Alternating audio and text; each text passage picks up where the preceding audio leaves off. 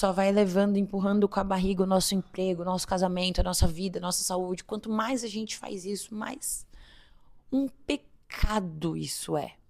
Aqui na minha consciência falou assim pra mim: fulana tem doença autoimune porque fulana tem muitas atitudes autodepreciativas. Você acha que você tá se vingando da vida? Mas e se você estivesse, você saberia que você tá fazendo isso?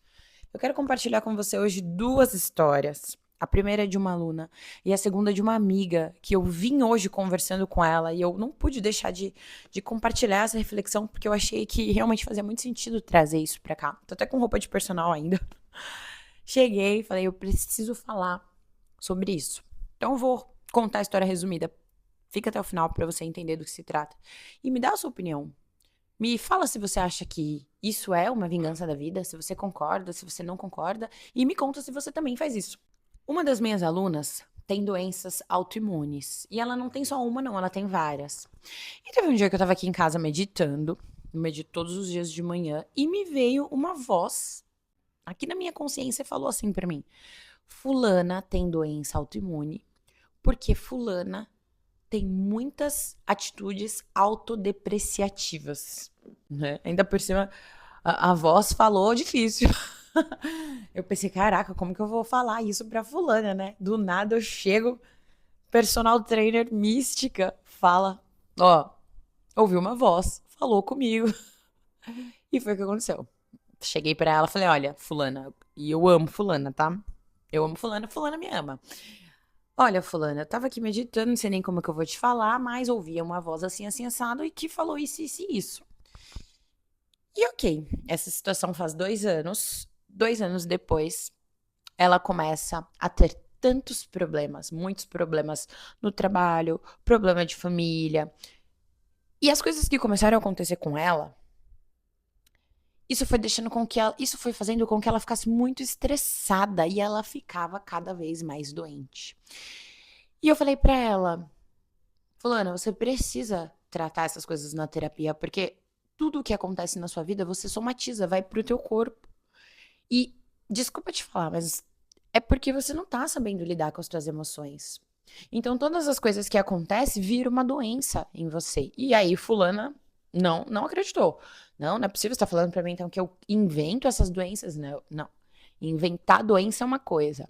Criar doença é outra, né? Não tem como você inventar um filho, mas criar um filho você tem como criar. E fulana é advogada, né? Então, assim, a gente começou a conversar, eu argumentei ali e tal, tentando fazer com que ela me entendesse. Mas eu percebi que ali não ficou claro pra ela, não. Ficou meio vago. Tempos depois, ela teve um problema específico com o filho dela e um problema mais sério, mais difícil. E ela, como tem várias doenças, uma dessas doenças estava, pela primeira vez na vida dela, sendo controlada. Porque ela tomou uma medicação e essa medicação fez com que essa doença, pela primeira vez, ficasse estabilizada. Moral da história.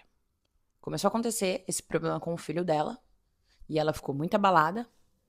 Ela parou de tomar o remédio, que pela primeira vez estabilizou uma das doenças, que era a pior de todas, né? Que fisicamente deixava ela assim bem, bem mal. E ela falou pra mim: ai, nem tomei tal remédio essa semana. Aí eu ouvi ela falando isso, eu já peguei e falei pra ela: não tomou por quê? Ai, não sei, fiquei meio assim desanimada de tomar. Eu falei pra ela: você tá se vingando da vida. Eu falei pra ela: você percebeu o que tá acontecendo? Você percebeu que você ficou chateada com o que tá acontecendo com você, com a situação com o seu filho, e aí você resolve que não vai mais tomar um único remédio que até agora te fez resultado. É como se você estivesse se vingando da vida, falando assim: olha, vida, porque as coisas não estão do jeito que eu gostaria que estivessem, e eu estou muito chateada, tá aqui a minha vingança, ó. Também não vou me cuidar, não. Mas aí eu falei pra ela: você percebe que isso é uma questão realmente de lidar muito mal com as emoções, porque a única prejudicada nisso tudo vai ser você. Porque pela primeira vez as coisas estão estáveis, pela primeira vez as coisas estão acontecendo e você resolve parar de tomar o remédio. Como se você estivesse falando pra Deus, barganhando com Deus: ó, eu não vou me cuidar. Que sentido que faz isso? E uma outra história que eu também vou contar pra você, que eu tava conversando hoje com a minha amiga, aconteceu a mesma coisa. Eu não vou aqui fazer uma super exposição do caso dela, né? Mas a gente tava conversando hoje e ela falou pra mim que ela tem comido muito, mais do que sempre. E percebeu que estava descontando a raiva dela e a frustração dela de algumas coisas não terem acontecido com ela. Ela estava descontando essa frustração, essa raiva na comida que ela estava comendo mais. E um dos problemas que ela teve foi porque estava comendo muito açúcar. E aí agora ela resolveu que ia comer mais açúcar.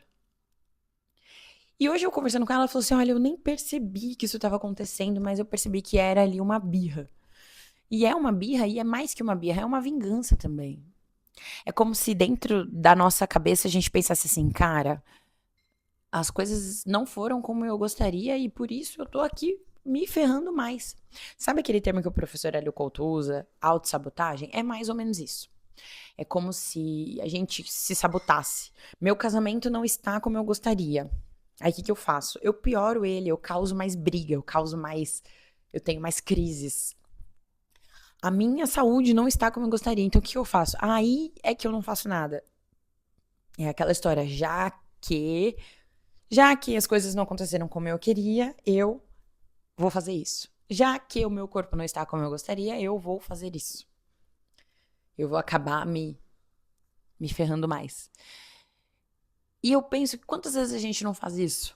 Né?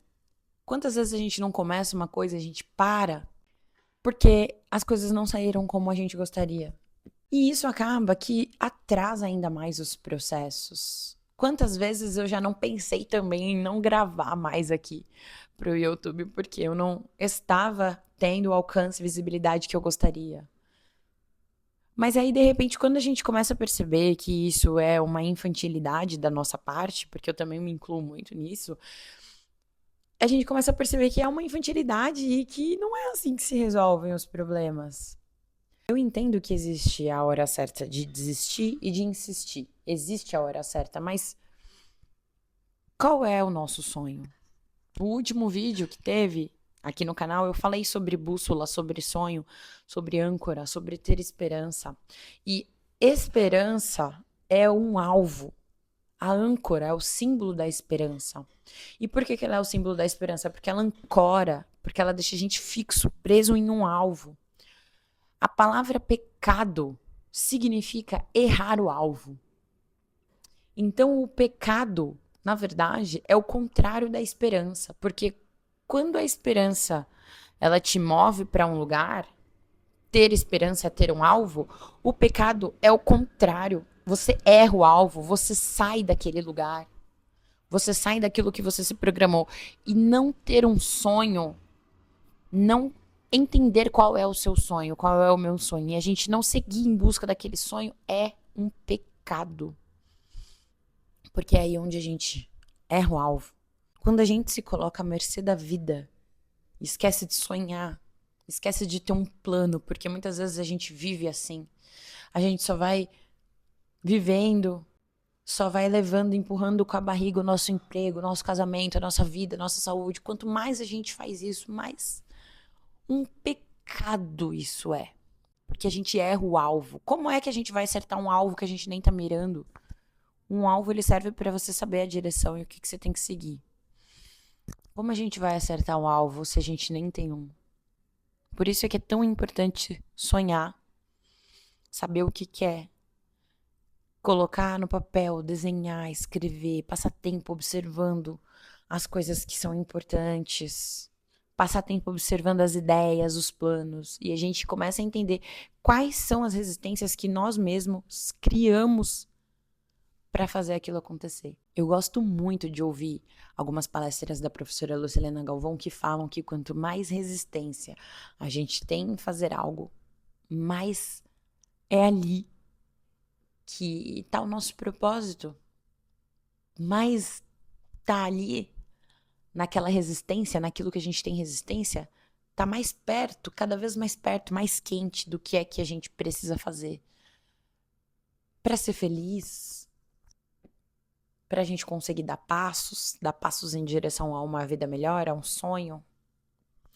Então observa, eu falo pra você e eu me ouço, vamos observar mais aonde é que tá a nossa resistência, as coisas que às vezes a gente não quer fazer e fica com preguiça, ou pequenas vingancinhas que a gente às vezes, né, não, se não tá como eu quero, então, dane-se, eu vou fazer qualquer outra coisa aqui, eu não vou fazer mais isso, eu não vou mais tomar esse remédio, eu não vou mais gravar pro YouTube, eu não vou mais cuidar da minha alimentação, porque eu já tô doente mesmo. Vamos observar esses pontos que, infelizmente, eu acho que nós fazemos. E eu acho que, de fato, todo ser humano faz isso, porque é uma forma de nós conseguirmos expressar o nosso descontentamento. Olha aqui, Deus, se as coisas não estão como eu quero, eu estou descontente, então quer saber? Eu vou acabar me ferrando.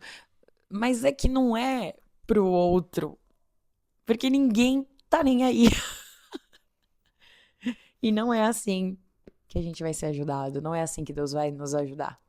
Se a gente resolver que a gente vai se ferrar nessa área porque essa área não tá boa, não é assim que Deus vai nos ajudar. Eu acho que a única forma da gente expressar um descontentamento é mudando ele. É quando a gente se torna alguém que a gente não é para ser.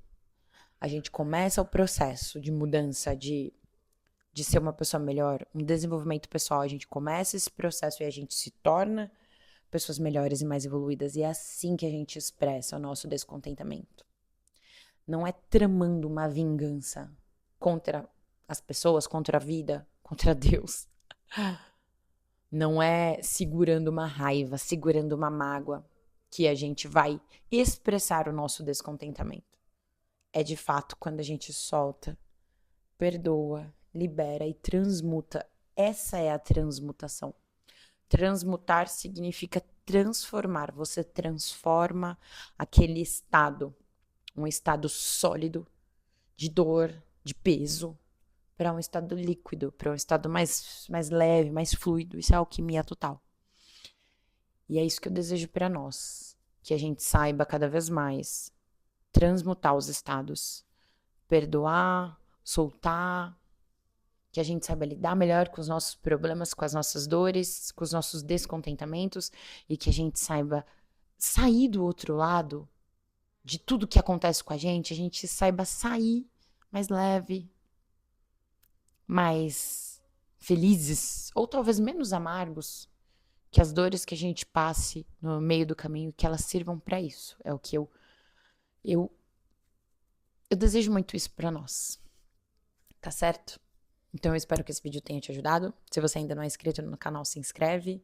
Se você gostou do vídeo, deixa um like. E se isso te ajudou, comenta aqui, deixa aqui nos comentários que fez sentido, que não fez. E se você lembrou de alguém enquanto você tá me ouvindo, se você acha que esse vídeo pode ajudar uma outra pessoa, encaminhe esse vídeo pra essa pessoa também.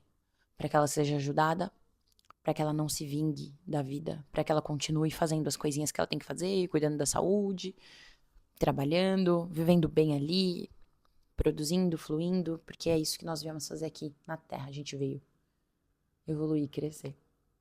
Tá bom? Muito obrigada e até o próximo vídeo.